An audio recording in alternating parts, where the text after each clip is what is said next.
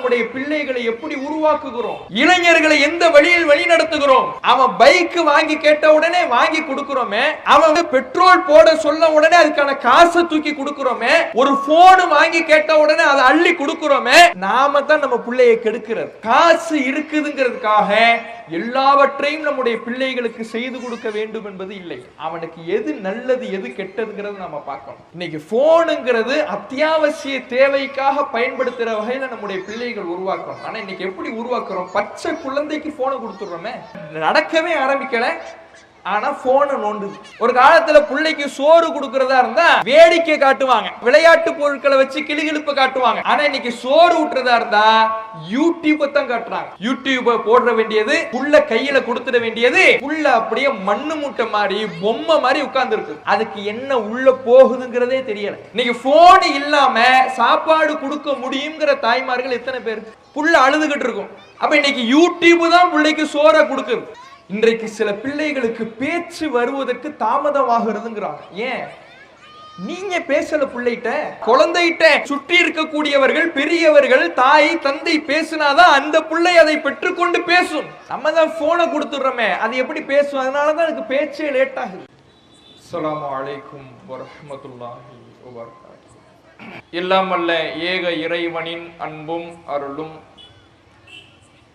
நம் உயிரினு மேலான நபிகள் நாயகம் ஸல்லல்லாஹு அலைஹி வஸல்லம் அவர்கள் மீதும், அவர்களது வாழ்க்கை வழிகாட்டுதல்களை தங்களால் இன்றளவு பின்பற்றி வாழ்ந்து மரணித்த நபித்தோழர்கள் மீதும் நபித்தோழியர்கள் மீதும், குறிப்பாக மார்க்கத்தை அறிந்து கொள்ள வேண்டும் என்பதற்காக இந்த சபையில் கூடியிருக்கும் நம் அனைவர் மீதும் என்றென்றும் இன்று நிலவட்டுமாக. கண்ணியத்துக்குரிய எல்லாம் வல்ல அல்லாஹுவின் நல்லடியார்களே,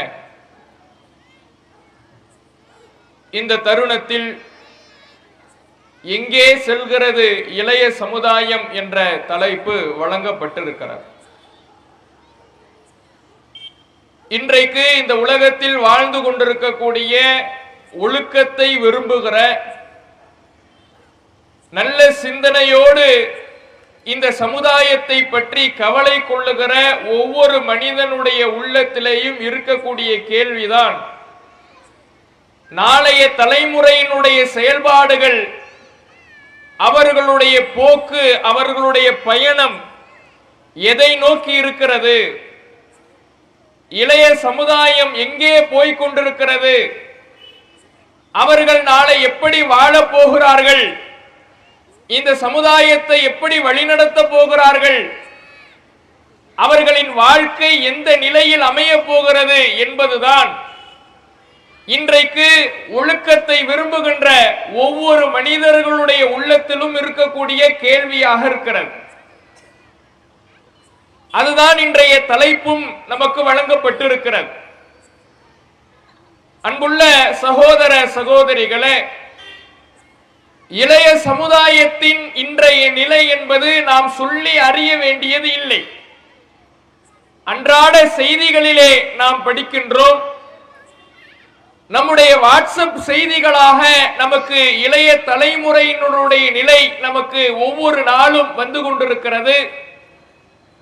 நம்முடைய ஒவ்வொருவரின் ஊர்களிலேயும் நமது தெருக்களிலேயும் கூட இளைஞர்களுடைய செயல்பாடுகளை நாம் கண்கூடாக பார்க்கிறோம். ஒரு காலத்திலே இந்த சமுதாயம் செய்ய பயந்த, செய்ய யோசித்த பல தீமையான பாவமான காரியங்கள் எல்லாம் கூட இன்றைக்கு இளைய தலைமுறையினரின் அன்றாட பழக்க வழக்கமாக மாறி போய் கிடக்கிறது. எந்த உறுத்தலும் இல்லாமல், எந்த சிரமமும் இல்லாமல், கஷ்டமும் இல்லாமல் இலகுவாக எளிமையாக பாவத்தை செய்து கொண்டிருக்கிறார்கள். நபிகள் நாயகம் ஸல்லல்லாஹு அலைஹி வஸல்லம் அவர்கள் ஒரு எச்சரிக்கையை இந்த சமுதாயத்துக்கு பதிய வைத்தார்கள். லா யஅதி அலைக்கும் ஸமானுன் இல்லல்லதி பஅதஹு அஷர்ரு மின்ஹு. இந்த சமுதாயத்திலே இப்போது என்ன காலம் இருக்கிறதோ, எத்தகைய காலம் இருக்கிறதோ அதை விட அதற்கு பின்னால் வருகின்ற காலம் இன்னும் மோசமாக இருக்கும் என்றார்கள் அல்லாஹ்வுடைய தூதர் அவர்கள். ஒரு 40 வருடத்துக்கு முன்னால் எத்தகைய சூழல் இந்த சமுதாயத்தில் நிலவியதோ, இந்த உலகத்தில் நிலவியதோ, அதைவிட இப்போது நாம் வாழுகிற காலகட்டம் என்பது மிக மோசமான காலகட்டமாக இருக்கிறது. ஒரு 10 வருடத்துக்கு முன்னால் எத்தகைய கால சூழல் இருந்ததோ, அதைவிட இப்போது நாம் இருக்கின்ற இந்த கால சூழல் மிக மோசமானதாக இருக்கிறது. இப்படி ஒரு காலம் இன்றைக்கு இருக்கிறது என்றால் வரக்கூடிய காலம் மிக மோசமாக இருக்கும் என்பது நபிகள் நாயகம் ஸல்லல்லாஹு அலைஹி வஸல்லம் அவர்கள் சொன்ன எச்சரிக்கை வார்த்தைகள். அதை இன்றைய காலகட்டத்தில் நாம் கண்கூடாக பார்க்கிறோம். இன்றைக்கு இளைஞர்களுடைய செயல்பாடுகள், இந்த உலகத்தில் நிலவுகின்ற தீமைகள், பாவங்கள் எல்லாம் ஒரு காலத்திலே கடினமாக கஷ்டப்பட்டு செய்ய வேண்டிய தீமைகளை எல்லாம் இன்றைக்கு இலகுவாக இருக்கின்ற இடத்தில் இருந்து கொண்டு பாவங்களை சர்வ சாதாரணமாக செய்து விடுகிறார்கள். அப்படியான மோசமான காலகட்டத்தில் நாம் வாழ்ந்து வருகிறோம். யோசித்து பாருங்கள், ஒரு காலகட்டத்திலே இன்றைக்கு இருக்கக்கூடிய சினிமா என்பது எத்தகைய சூழலில் இருந்தது. சினிமா தியேட்டர்கள் கிடையாது, நாடக கொட்டகைகள் தான். ஒவ்வொரு மாவட்டத்திற்கு ஒரு இடத்திலே, பல கிராமங்கள் ஒன்று சேர்ந்து ஒரு இடத்திலே பல நாடகங்களை அரங்கேற்றுவார்கள். நாடகம் தான் நடக்கும். ஆட்கள் நடிகர் நடிகைகள் லைவா நடிச்சு காட்டிட்டு போவாங்க. இந்த நாடகத்துக்கு என்ன பண்ணுவாங்கன்னா, ஒவ்வொரு ஊர்ல இருந்தும் வண்டி கட்டிக்கிட்டு என்ன பண்ணுவாங்கன்னா, போய் அதை பார்த்துட்டு வர்றதுக்கு முயற்சி பண்ணி தான் இருக்கிற இடத்துல இருந்து நாடகம் அந்த ஊர்ல நடக்குதுங்கிறதுக்காக இங்கிருந்து பயணம் செஞ்சு போய் இவங்களா தேர்ந்தெடுத்து இவங்களா ஒரு நாளை முடிவு பண்ணி போய் அதை பார்த்து ரசிச்சுட்டு வருவாங்க. இது இன்னும் வரக்கூடிய காலகட்டத்தில் மோசமாகுது. எப்படி? சினிமா தியேட்டர்கள் உருவாகுது. சினிமா தியேட்டரும் ஒவ்வொரு ஊருக்கு ஊர் இருக்குமா? இருக்காது. ஒரு மாவட்டத்துக்கு ஒண்ணு இருக்கும். சில கிராமங்கள்ல அதெல்லாம் யோசிச்சே பார்க்க முடியாது. இவர் சினிமா போஸ்டர் அங்கங்க ஒட்டி இருப்பான். இத பார்த்துட்டு இவர் படம் பார்க்கணும்னு இவர் எடுக்கிற முடிவுக்கு இவர் கஷ்டப்பட்டு போகணும். எப்படி போவாரு? சில பேர் நடந்தே போன வரலாறுலாம் இருக்குது. சினிமா பார்க்கிறதுக்கு தியேட்டருக்கு தான் ஊர்ல இருந்து தன்னுடைய கிராமத்திலிருந்து நடந்தே டவுனுக்கு போறது, சைக்கிள்ல போறது. இன்னைக்கு சைக்கிள்ங்கிறதே மறந்து போன விஷயமா இருக்குது. ஒரு தெருமுனையிலிருந்து மறுமுனைக்கு போவதற்கு கூட சைக்கிளை எடுக்க நாம யோசிக்கிறோம். அது மலைப்பான ஒரு காரியமா இருக்குது. சினிமா பார்க்கிறதுக்கு தான் ஊர்ல இருந்து இன்னொரு ஊருக்கு சைக்கிள்ல போவாங்க. இப்படி போக்குவரத்து வசதிகள் குறைவான காலகட்டத்தில் எங்கோ இருக்கக்கூடிய சினிமா தியேட்டருக்கு இவங்க பயணம் செய்து தான் படம் பார்க்கணும்னா முயற்சி செய்து கஷ்டப்பட்டு போக வேண்டிய சூழல் இருந்தது. அதுக்கு அடுத்து வீடுகள்ல டிவி வந்துச்சு. டிவி எப்படி எல்லா வீட்லயும் இருந்துடுமா? ஊருக்கு ஒருத்தர் வீட்டுல இருக்கும். அவங்க ரொம்ப பணக்காரங்களா இருப்பாங்க. அவங்க வீட்டுல கெஞ்சி கூத்தாடி அந்த தெருவுல இருக்கிற எல்லாரும் சேர்ந்து பார்ப்பாங்க. எல்லாம் ஒன்னா சேர்ந்து உட்கார்ந்து இருப்பாங்க. அந்த வீட்டுக்காரர் என்ன சேனல் வைக்கணும்னு நினைக்கிறாரோ அதுதான் ஓடும். அன்னைக்கு சேனல்ல இன்னைக்கு நூத்துக்கணக்கான சேனல் இருக்கிற மாதிரியும் கிடையாது. 1-2 சேனல் இருக்கும். அதுல அவர் என்ன பார்க்கணும்னு நினைக்கிறாரோ அதைத்தான் அவர் வைப்பார். அதை பார்க்கிறதுக்கு ஆச்சரியமாக கூட்டம் கூட்டமாக மக்கள் போவாங்க. இப்படி டிவி வந்தது. அந்த சினிமா எப்படி கொஞ்சம் கொஞ்சமாக நகர்ந்து நகர்ந்து நம்ம வீட்டுக்கு வருதுன்னு பாருங்க. அப்புறம் கேசட், வீடியோ கேசட். இந்த வீடியோ கேசட்டை பிளே பண்ணி பார்க்கிறது அவ்வளவு அதிசயமாக ஆச்சரியமாக இருக்கும். அத வீட்டுக்குள்ள அந்த கேசட்டை வாடகைக்கு வாங்கிட்டு வந்து, கேசட் என்ன பண்ணுவாங்கன்னா வாடகைக்கு வாங்கிட்டு வருவாங்க. வாடகைக்கு வாங்கிட்டு வந்து யாரு வீட்டுல டெக் இருக்குது, அந்த விசிடி கேசட்டை போடுறதுக்கான பிளேயர் இருக்குது, அதை அவங்கள்ட்ட இருந்து வாங்கிட்டு வந்து வீட்டுல உட்கார்ந்து பாக்குறது. அடுத்து சிடி ஆவுனுச்சு. இன்னைக்கு இப்படியே நகர்ந்து நகர்ந்து வந்து வந்து வந்து எங்கோ இருந்த சினிமா காட்சிகள், எங்கோ இருந்த நாடகங்கள், எங்கோ இருந்த படங்கள் இன்றைக்கு நம்முடைய உள்ளங்கையிலே வந்திருக்கிறது. இன்னைக்கு போனை திறந்தானா அவன் எதை நினைத்தாலும் பார்த்துவிட முடியும் என்கின்ற கால சூழலில் வாழ்ந்து கொண்டிருக்கோம். பாவத்தை நாம் தேடி செல்ல வேண்டிய அவசியம் இல்லை. பாவங்களை நாம் முயற்சி செய்து கஷ்டப்பட்டு பயணம் செய்து அடைய வேண்டிய சூழல் இன்றைக்கு இல்லை.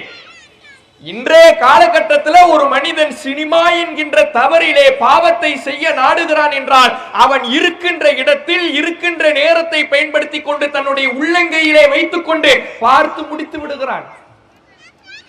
இப்படி எல்லா பாவங்களுமே இன்னைக்கு ரொம்ப ஈஸியாக செய்வதற்கான கால சூழலில் நாம் வாழ்ந்து வருகிறோம். இத்தகைய பாவங்கள் எளிமையாக தரப்பட்டிருக்கிற, பாவங்களுடைய வழிகள் எளிமையாக ஆக்கப்பட்டிருக்கிற இந்த காலகட்டத்தில் வாழ்ந்து கொண்டிருக்கிற இளைஞர்கள் தன்னை சுற்றி நடக்கக்கூடிய சினிமாவையோ போதை பொருட்களையோ இஸ்லாத்துக்கு மாற்றமான காரியங்களையோ மார்க்கத்தில் அல்லாஹ் தடுத்த விஷயங்களையோ பாவம் என்று கூட உணராமல் அதை தங்களுடைய அன்றாட பழக்க வழக்கங்களாக இன்றைக்கு மாற்றி செய்து கொண்டிருக்கிறார்கள். இளைஞர்களைத்தான் ஒவ்வொரு துறையினரும் குறிவைப்பார்கள். ஏன்? இளைஞர்களுடைய சக்தி யாருடைய கையில் இருக்கிறதோ அவர்கள் எதிர்காலத்திலே மிகப்பெரிய தலைமையை உருவாக்கலாம் என்பதற்காக இளைஞர்களை குறிவைக்கின்ற ஒவ்வொரு துறையை சார்ந்தவர்களும் இருப்பார்கள்.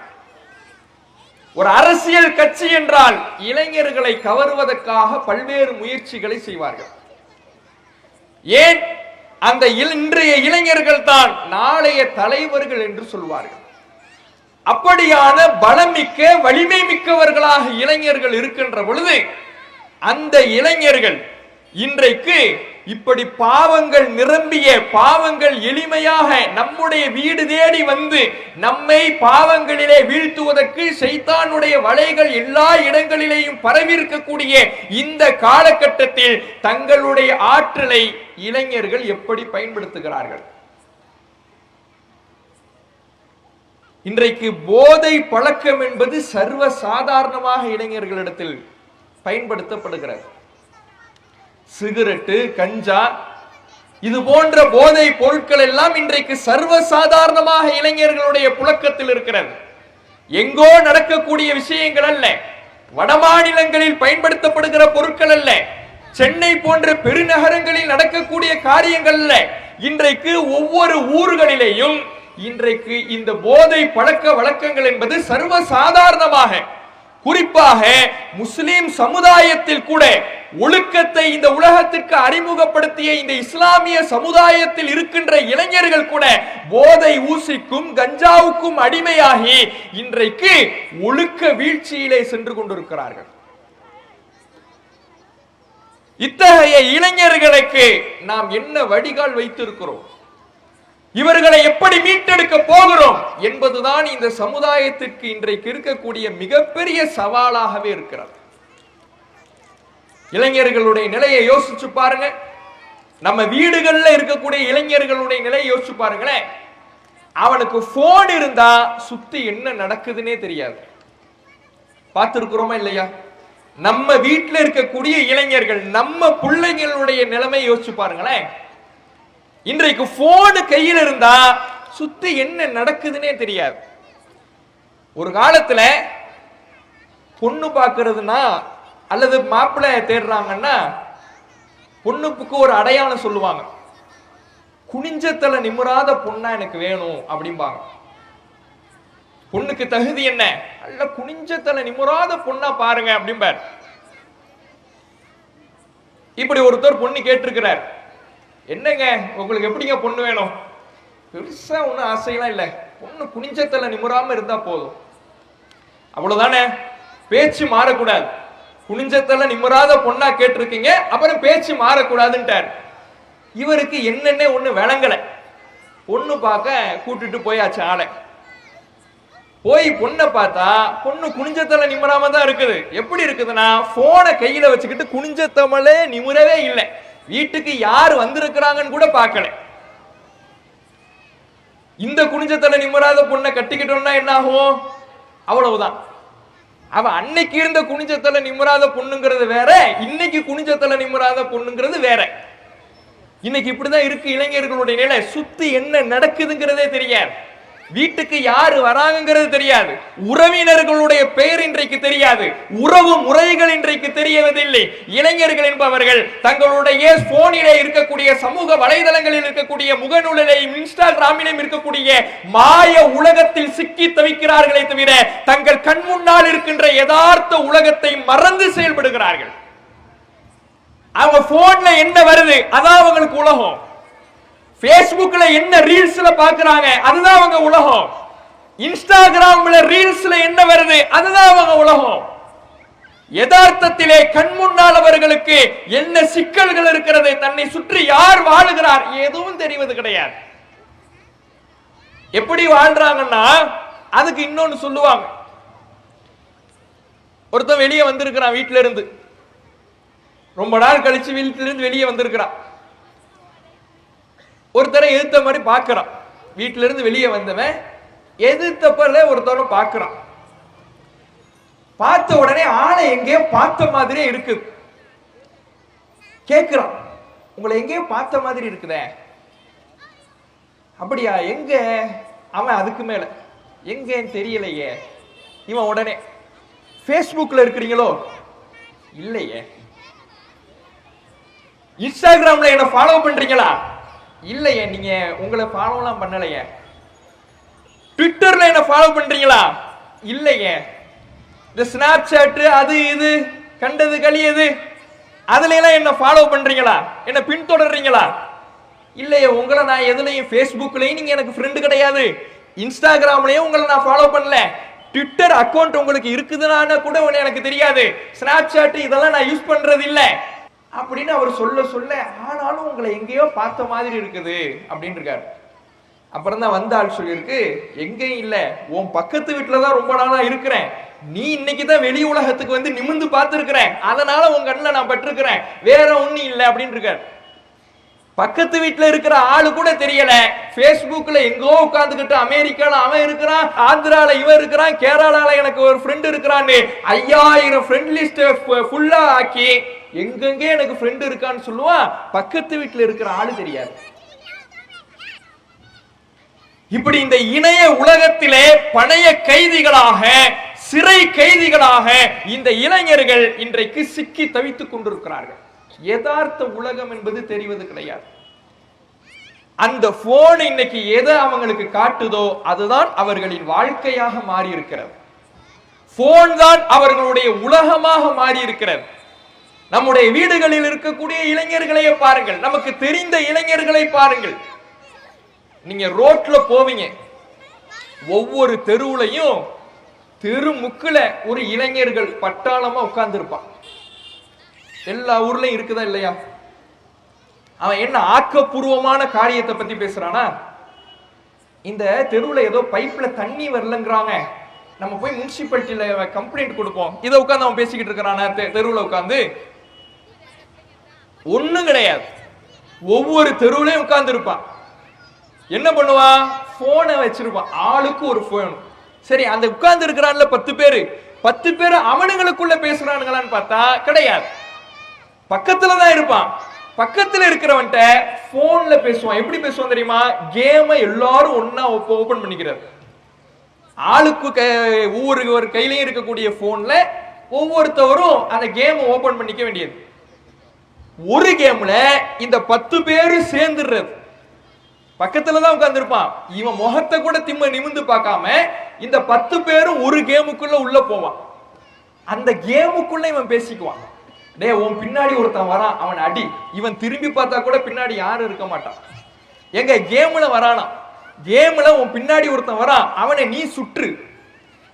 உன்னை நான் காப்பாத்திட்டேன், நீ தப்பிச்சு போயிடு, கொஞ்சம் ஒளிஞ்சுக்க, தலைய கொஞ்சம் கீழே வை. இதெல்லாம் எங்க நடக்குது? ஏதோ போர்க்களத்துக்கு அவன் போகல, போர்க்களம் மாதிரி ஒரு கேம்ல இவன் எல்லாம் ஒண்ணு சேர்ந்து பக்கத்துல இருக்கிறவன்ட்ட பேசாம அந்த பக்கத்துல இருக்கிறவன்ட்டையே சேட்டிலைட் மூலமா போய் அதுக்கப்புறம் அங்கிருந்து இவன் போனுக்கு வந்து போன் மூலமா பேசிக்கிறான். இதத்தான் ஒவ்வொரு தெரு முக்கிலையும் உட்கார்ந்துட்டு விளையாண்டுகிட்டு இருக்கான்.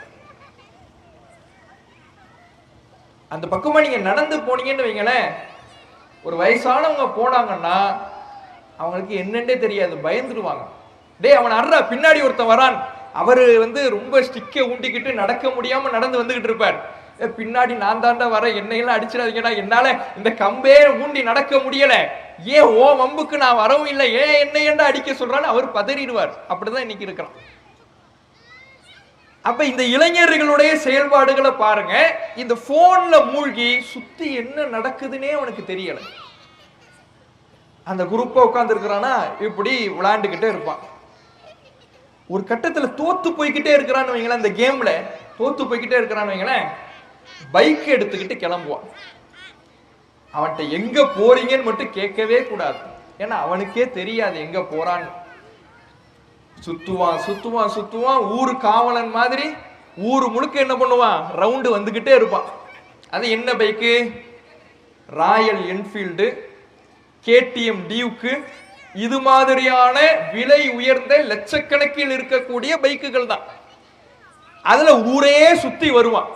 ஏன் போறான், எதுக்கு போறான், இவனுக்கு என்ன வேலை இருக்குது, அவன்கிட்டே நம்ம திரும்பி கேட்டா கூட அவனுக்கே தெரியாது. ஆனா சுத்திக்கிட்டே இருப்பான். ஹார்ன் வச்சிருப்பான். நம்ம ரோட்ல தெருவில் நடந்து போய்கிட்டு இருந்தோம்னா ஹார்ன் அடிப்பான். திடீர்னு நாய் குலைக்கும். நம்ம நாய் எங்கடா இருக்குதுன்னு தேடி பார்த்தா எந்த நாய் இருக்காது, இந்த நாய் தான் பைக்ல அந்த ஹார்னை வச்சிருக்கும். அப்ப எப்படியான ஒரு சமுதாயமாக இன்றைக்கு இந்த சமுதாயம் போய்கிட்டு இருக்குன்னு பாருங்க. ஒண்ணு இல்ல, உங்க பிள்ளைங்க, உங்க வீட்டுல இருக்கக்கூடிய இளைஞர்கள் அவன் போனுக்கு அடிமையாயிட்டானா இல்லையான்னு பாக்குறதுக்கு ஒரே ஒரு வழி என்ன தெரியுமா? அவன் போன் யூஸ் பண்ணிக்கிட்டு இருக்கும் பொழுது நீங்க திடீர்னு போய் வாங்குங்க. அவன் போன் இப்படி யூஸ் பண்ணிக்கிட்டே இருக்கிறான், வீட்டுல உட்காந்து ஃபேனை போட்டுக்கிட்டு என்ன பண்ணிட்டு இருக்கான், யூஸ் பண்ணிக்கிட்டு இருக்கிறான். அவன் யூஸ் பண்றத பார்க்க பார்க்க தாய்க்கு வயிறுலாம் எரியும். சும்மா உட்கார்ந்து இருக்கிறான், ஃபேனு கரண்ட் பில்லு வருது, இவன் உட்கார்ந்துட்டு கேம் விளையாடுறதுக்கு சொகுசா அப்படி உட்கார்ந்து இருக்கிறானே, தாய்க்கு வயிறுலாம் எரியும். இப்படி பண்ணி யூஸ் பண்ணிட்டு இருக்கும் பொழுது அவன்கிட்ட இருந்து போனை வெடுக்குன்னு பிடுங்குங்க. அவன் மிருகமா மாறுறான்னா போனுக்கு அடிமையாயிட்டான்னு அர்த்தம். உங்க மேல பாயிறான்னா போனுக்கு அடிமையாயிட்டான்னு அர்த்தம். நீங்க தாய் என்றும் தந்தை என்றும் பாராமல் கடுமையான சொற்களை பயன்படுத்துகிறான் என்றால் அவன் போனுக்கு அடிமையாயிட்டான்னு அர்த்தம். இன்றைக்கு 100க்கு 90-95% இளைஞர்களுடைய நிலை இப்படித்தான் இருக்கு. போதைக்கு ஒரு புறம் அடிமையாகி கொண்டிருக்கிறார்கள். கஞ்சா போதை, ஊசிகள் போன்ற பல நவீன ரக போதைகளிலே இன்றைக்கு இளைஞர்கள் ஒரு புறம் அடிமையாகி கொண்டிருக்கிறார்கள், தங்களுடைய வாழ்க்கையை இழந்து கொண்டிருக்கிறார்கள் என்றால் இன்னொரு புறம் போனிலே தாங்கள் அடிமையாகி தங்கள் வாழ்க்கையை தொலைத்துக் கொண்டிருக்கிறார்கள். அவனுக்கு தூக்கம்ங்கிறதே இருக்காது. பாருங்களேன், இளைஞர்களோட இன்னைக்கு என்னன்னா அவனுக்கு தூங்குறதே காலையில 3 மணி 2 மணி இப்படிதான். போனை யூஸ் பண்ணிட்டு இருப்பான். போர்வை இருக்கும், அந்த போர்வைக்கு மேல கொஞ்சோண்டு வெளிச்சம் மட்டும் தெரியும். என்னடா உள்ள உட்காந்து போனை யூஸ் பண்ணிக்கிட்டு இருக்கான். அது இளைஞர்களாக இருந்தாலும் சரி, இளம் பெண்களாக இருந்தாலும் சரி, போர்வைக்குள்ள உட்காந்து என்ன பண்ணுவான், போனை யூஸ் பண்ணிக்கிட்டு இருப்பான். அதுக்கு அவன் ஒரு பேர் வேற வச்சிருக்கான், இன்சோம்னியான். இன்சோம்னியானா நைட்டு தூக்கம் வராதவனுக்கு சொல்றது. மூதேவி இவன் போனுக்கு நைட்டே வச்சிருந்தான்னா இவனுக்கு தூக்கம் வந்திருக்கும். இவனுக்கு தூக்கம் வராம ஆக்கிக்கிட்டு எனக்கு இன்சோம்னியா இருக்குன்னு இவன் என்ன பண்றான், சொல்லிக்கிட்டு அலைகிறான். அது பெருமையா இன்றைக்கு சமூக வலைதளங்கள்ல அதை பெருமையா பதிவிடுறான். இன்ஸ்டாகிராமு ஃபேஸ்புக்ல எல்லாம் பாத்தீங்கன்னா ஐ எம் ஏ இன்சோம்னியன் கை அப்படிங்கிறான். என்னடான்னு பார்த்தா நான் நைட்லாம் தூங்க மாட்டேன். சரி தூங்காம அப்படி என்ன வெட்டி முறிச்ச அப்படின்னு கேட்டோம்னா சும்மா பேசிக்கிட்டு இருந்தேன், சேட் பண்ணிக்கிட்டு இருந்தேன், இன்ஸ்டாகிராம் ரீல்ஸ் பார்த்துக்கிட்டு இருந்தேன் அப்படிங்கிறான். அப்ப இன்றைக்கு போன் தான் ஒட்டுமொத்த இளைஞர்களின் உலகமாக மாறி இருக்கிறது.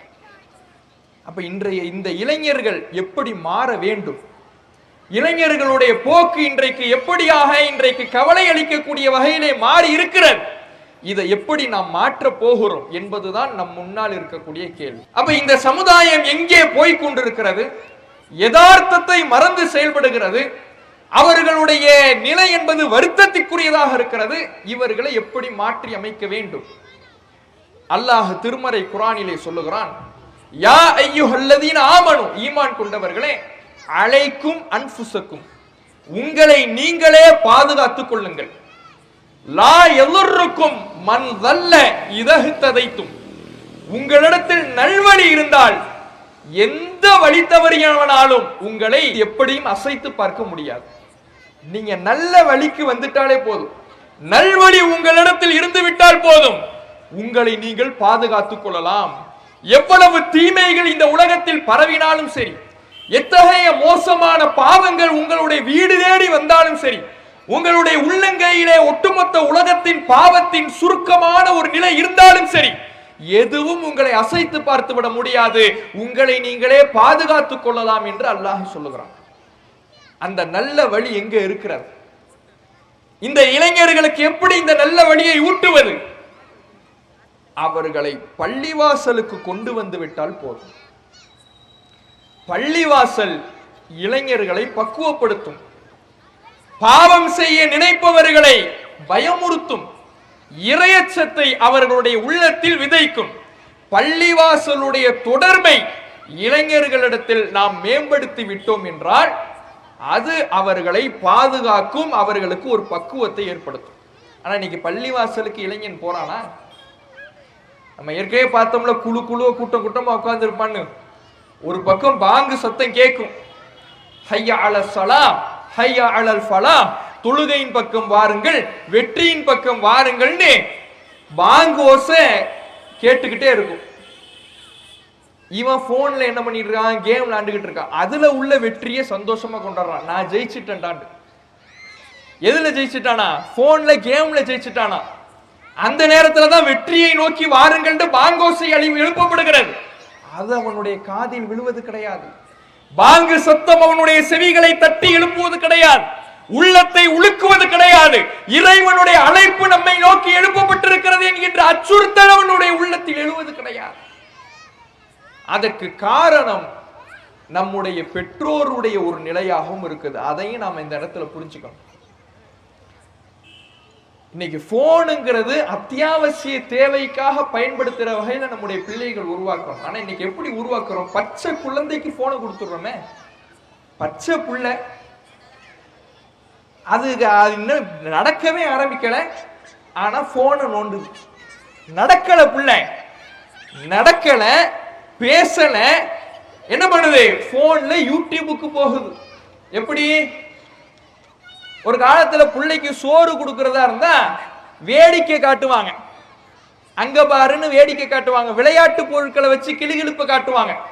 ஆனா இன்னைக்கு சோறு ஊட்டுறதா இருந்தா யூடியூபை தான் காட்டுறாங்க. யூடியூபை போடுற வேண்டியது, புள்ள கையில கொடுத்துட வேண்டியது, புள்ள அப்படியே மண்ணு மூட்டை மாதிரி பொம்மை மாதிரி உட்கார்ந்து இருக்கு. அதுக்கு என்ன உள்ள போகுதுங்கிறதே தெரியல. இப்படி சாப்பிடுற புள்ள நாளைக்கு எப்படி உருவாகும்? போன் இல்லைன்னா உங்களால சாப்பாடு கொடுத்துட முடியுமா?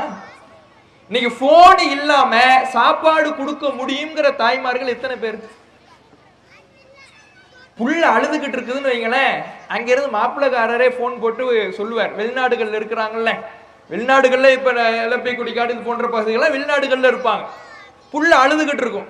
புள்ள அழுதுகிட்டு இருக்கும்போது அவரே அங்கிட்ட இன்ஸ்ட்ரக்ஷன் கொடுப்பார், ஏன் யூடியூபை போட அப்படின்னு. அவ்வளவுதான், நாசமா போக நீயே ஆக்குற.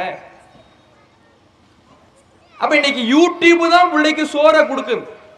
இப்படி உருவாக்கணும்னா நடக்கிறதுக்கு முன்னாடி புள்ள போனை பயன்படுத்துத.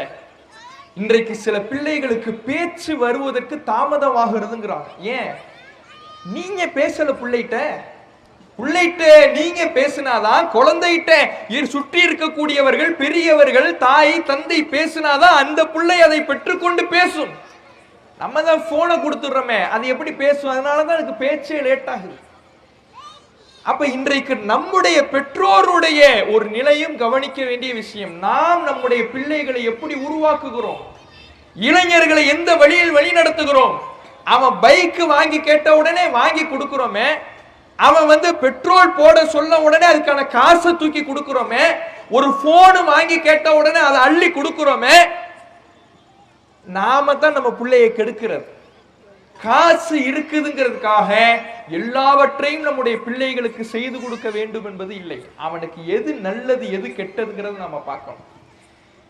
இளமை பருவம் என்பது ஆற்றல் மிகுந்த பருவம் தான், வலிமை மிக்க பருவம் தான், எதையும் செய்ய முடியும் என்கின்ற நிலையில் இருக்கின்ற பருவம் தான். எதையும் என்னால் செய்ய முடியும் என்பதனால் இளைஞர்கள் என்னால் எல்லா பாவத்தையும் செய்ய முடியும் என்ற அந்த பாவத்திலே இறங்கிவிடக் கூடாது. என்னிடத்துல ஆற்றல் இருக்கிறது, வலிமை இருக்கிறது, அதனால கஞ்சாவை நான் குடிக்கிறேன்னு போயிடக்கூடாது, சிகரெட்டு பிடிக்கிறேன்னு போயிடக்கூடாது, பைக்ல வேகமா போறேன்னு போயிடக்கூடாது. எது நல்லது எது கெட்டதுன்னு யோசிக்கணும். அதுக்குத்தான் அல்லாஹ் அறிவை கொடுத்திருக்கிறான்.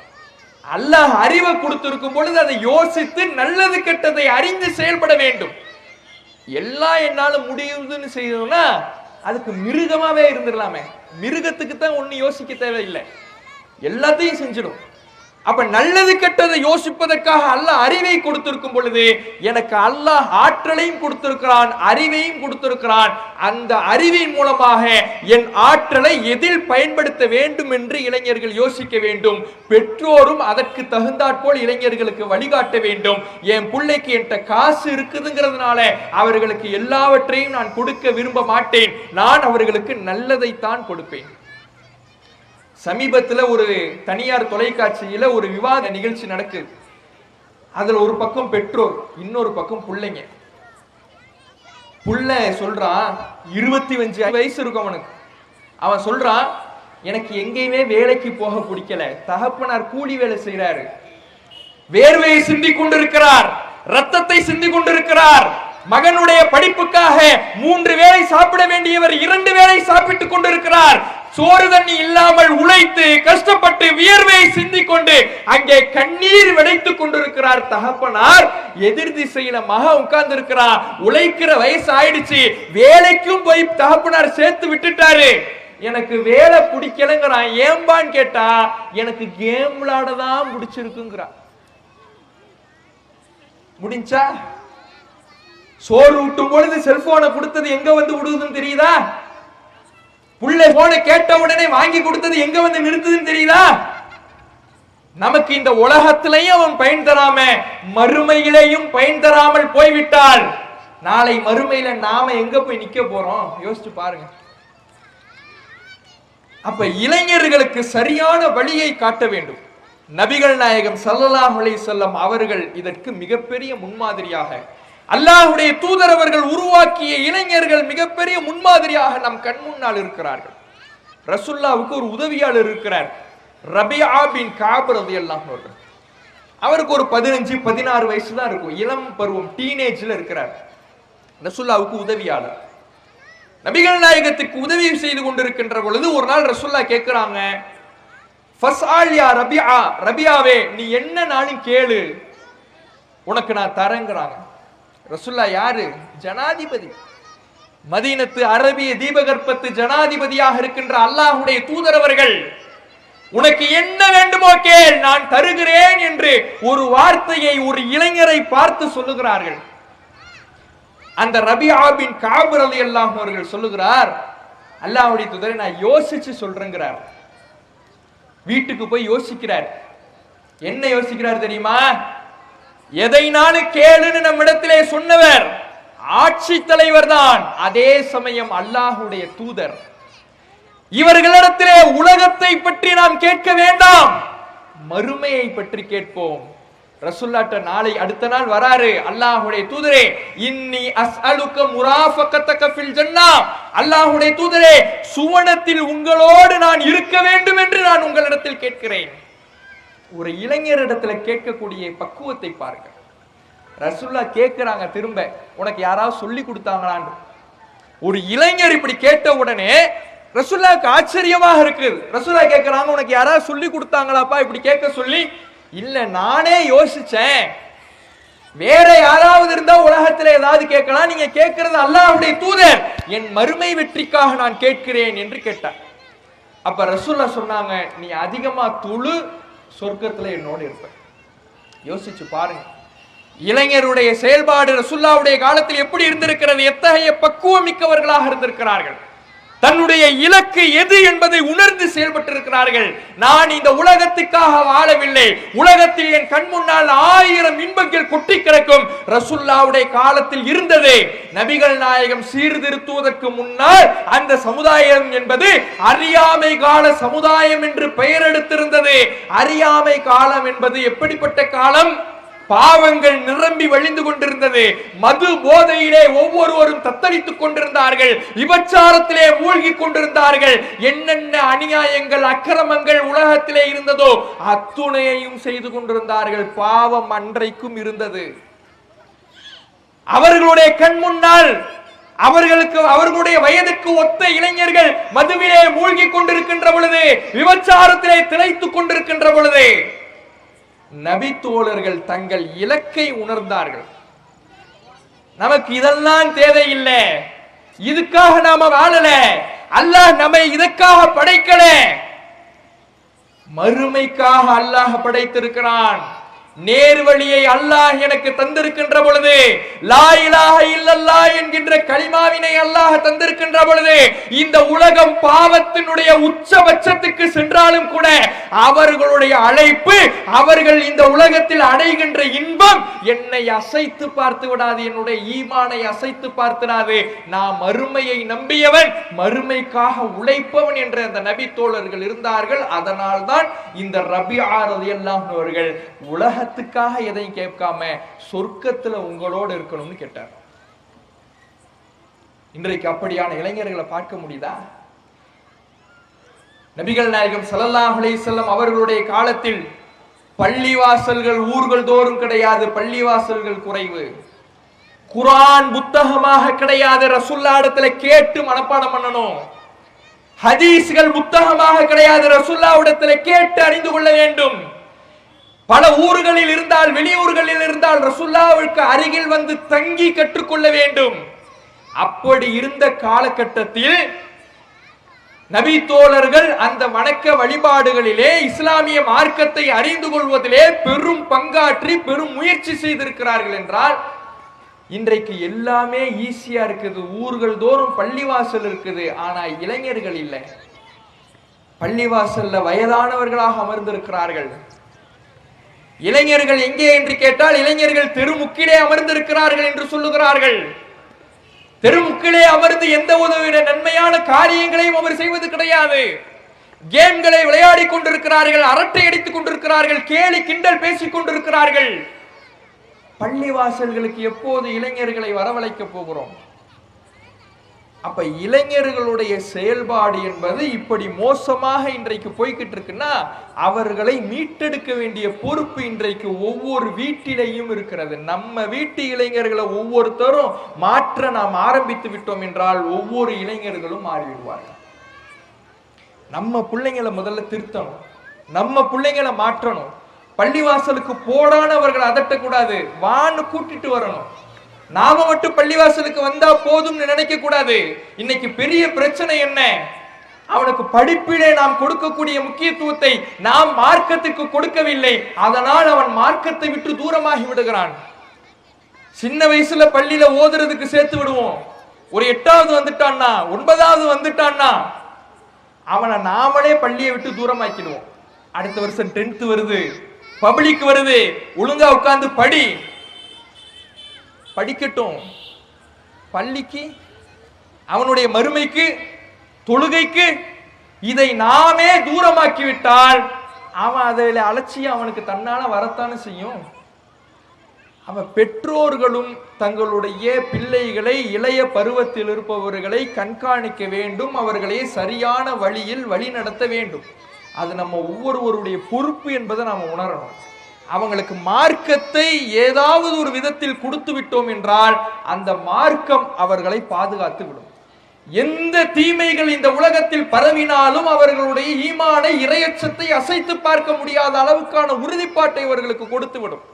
அப்படியான இளைஞர்கள் தான் இன்றைய சமுதாயத்துக்கு தேவையாக இருக்கிறாங்க. ரசூலுல்லாஹ்வுடைய காலத்தில் அப்படியான இளைஞர்கள் தான் இருந்தார்கள்.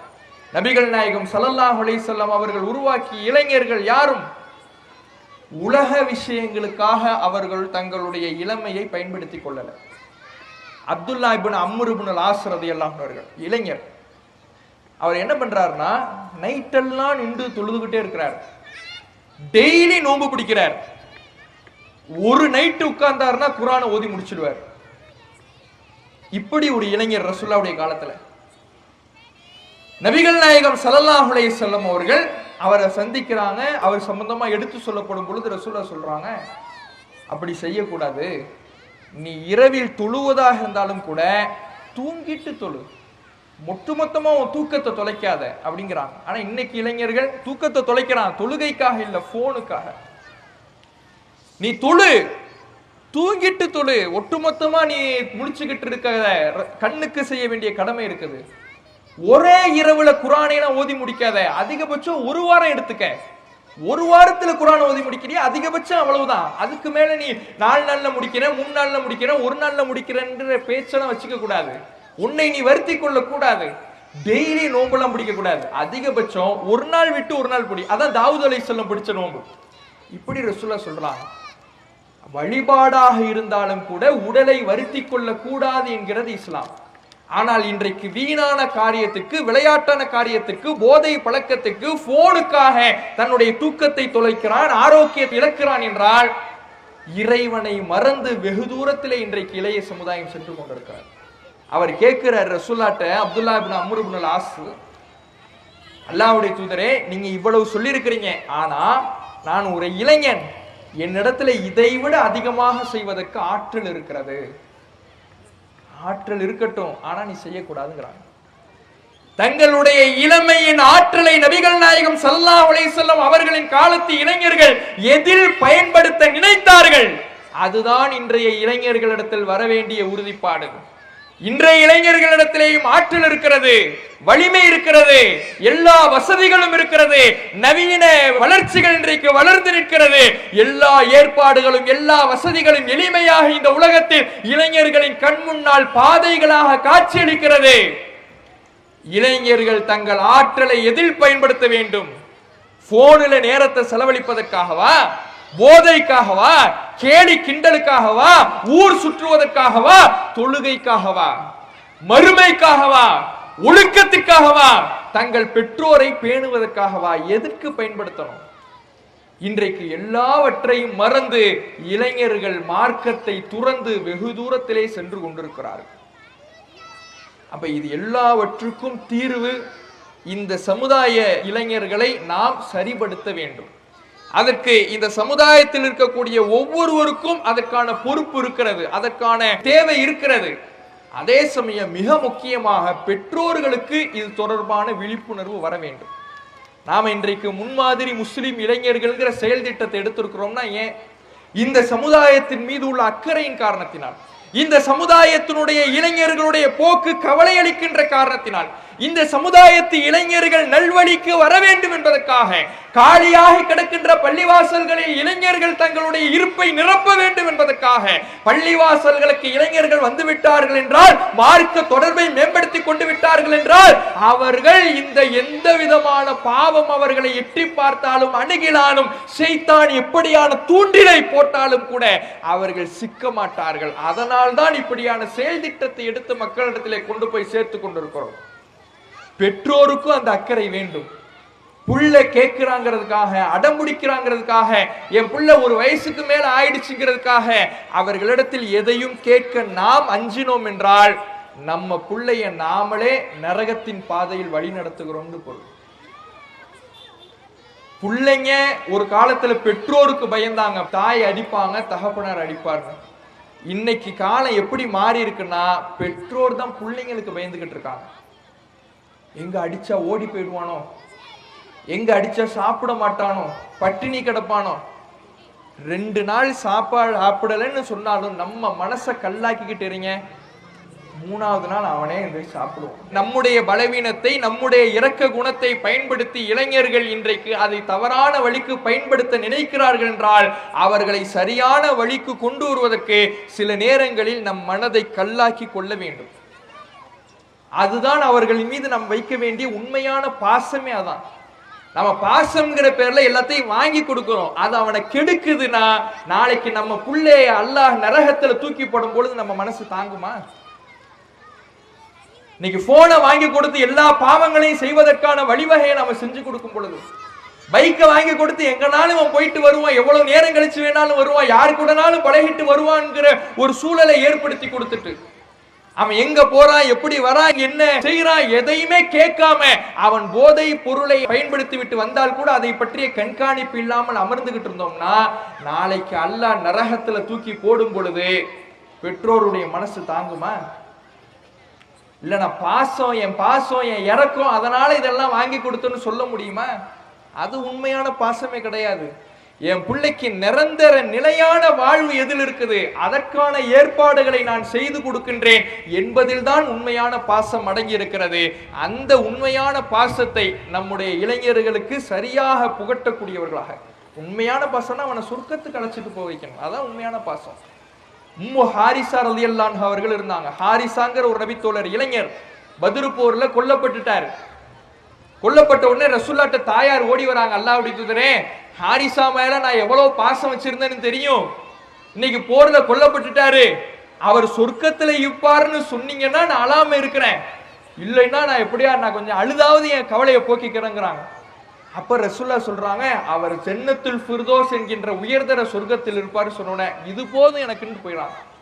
அப்ப ஒரு தாயினுடைய ஒரு தகப்பனாருடைய மகிழ்ச்சி என் புள்ள சொர்க்கத்துக்கு போகணுங்கிறதுல இருக்கணும், அதற்கு வழிகாட்டணும்.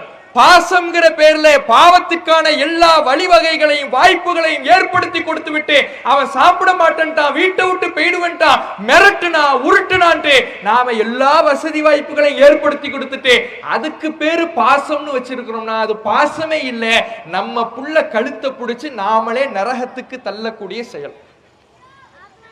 உண்மையான பாசத்தை வைங்க, சொர்க்கத்திற்கு அவர்களை அழைத்து செல்வதற்காக அவர்களுக்கு அறிவுரை சொல்லுங்க, மனசு விட்டு பேசுங்க பிள்ளைங்கள்ட்ட, அவர்களுக்கு எது நல்லதுங்கிறத எடுத்து சொல்லுங்க. இன்றைக்கு பெற்றோர்கள் பிள்ளைகளிடத்திலே பேசுவதே கிடையாது, அதுதான் பெரிய பிழையாகவே இருக்குது.